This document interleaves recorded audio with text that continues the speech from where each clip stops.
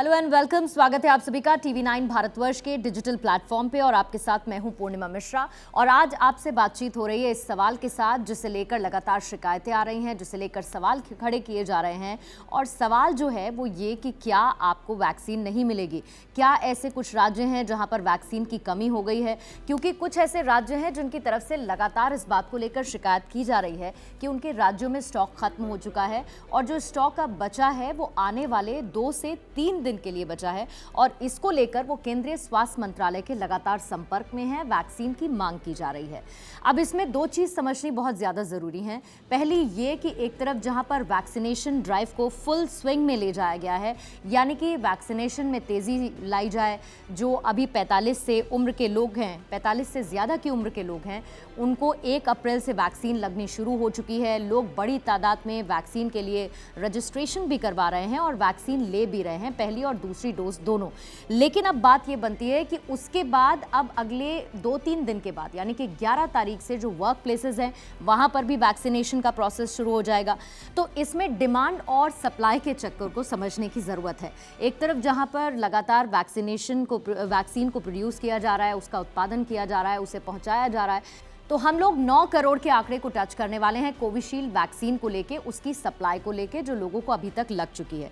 लेकिन अब बात यह है क्योंकि डिमांड लगातार बढ़ती जा रही है, वैक्सीन लेने वाले लोगों की तादाद लगातार बढ़ती जा रही है, ऐसे में कुछ राज्य ऐसे हैं जिनका जिक्र मैं जल्दी से करूंगी जहां पर वैक्सीन खत्म हो रही है या फिर आने वाले सिर्फ 2 से 3 दिन की डोज बची है, इस बात की शिकायत की जा रही है। उसे लेकर हालांकि स्वास्थ्य मंत्रालय का बयान भी आ चुका है, उसकी जानकारी भी आपको दूंगी, जिसमें सबसे पहले एक महाराष्ट्र को लेकर कहा जा रहा है। महाराष्ट्र ये लगातार कंप्लेन कर रहा है क्योंकि महाराष्ट्र में हम देख रहे हैं केसेस बहुत ज्यादा हैं। ऐसे में वैक्सीन वहां पर दी जा रही है तेजी के साथ और टेस्ट भी हो रहे हैं, तो नंबर्स भी बहुत ज्यादा आ रहे हैं इन्फेक्टेड पर्संस के।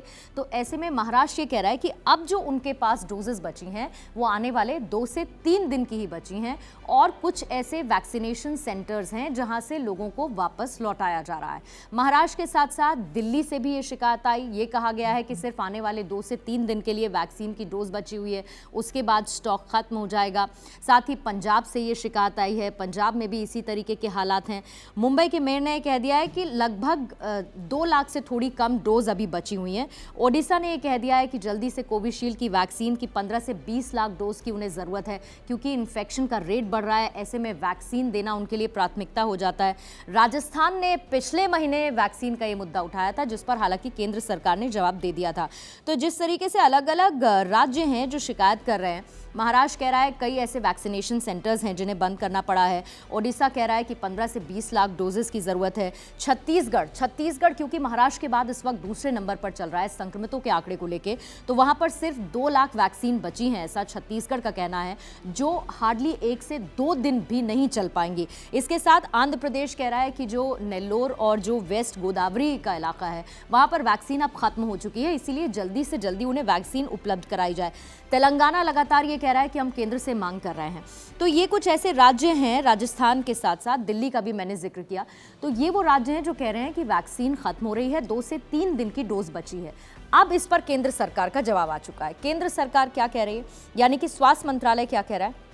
स्वास्थ्य मंत्रालय ने सबसे बड़ी बात एक सवाल के साथ उठा दी है कि क्यों जो गैर बीजेपी शासित प्रदेश हैं वहां इस तरीके के मुद्दे को उठाया जा रहा है। केंद्र जो है, जो स्वास्थ्य मंत्रालय है, वो ये कह रहा है कि वैक्सीनेशन ड्राइव में हमने अब अमेरिका तक को पीछे छोड़ दिया है, सबसे तेजी के साथ हम वैक्सीन उपलब्ध करवा रहे हैं, ऐसे में क्या हमें कोऑपरेशन नहीं चाहिए? स्वास्थ्य मंत्रालय ये कह रहा है क्या ये राजनीति से प्रेरित एक तरीके का स्टंट नहीं है? क्या ये किसी तरीके की राजनीति करने की कोशिश की जा रही है?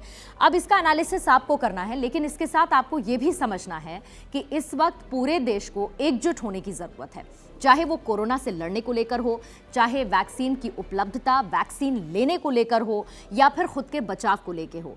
क्या हमें सरकार के साथ इसमें साथ नहीं खड़े रहना चाहिए और क्या इस बात की कोशिश नहीं करनी चाहिए कि केंद्र सरकार की तरफ से जो एफर्ट्स किए जा रहे हैं उसमें हम सरकार का साथ दें और खास तौर से राज्य सरकारों के बीच में और सेंट्रल मिनिस्ट्री के बीच में वो कोऑर्डिनेशन देखने को मिले, जिसके बाद हम ये कह पाएं कि हाँ, हमने पूरी ताकत लगाई है, हमने अपने सारे एफर्ट्स लगाए हैं इस कोरोना कोरोना वायरस को खत्म करने के लिए। दूसरी तरफ सीरम इंस्टीट्यूट का भी स्टेटमेंट आ चुका है। सीरम इंस्टीट्यूट ने कह दिया है कि हम हर महीने 6 करोड़ से ज़्यादा की डोज प्रोड्यूस कर रहे हैं और अभी ये नंबर्स हम और ज़्यादा बढ़ाने वाले हैं, लेकिन जाहिर बात है उसके लिए ज़्यादा फंड्स की ज़रूरत है।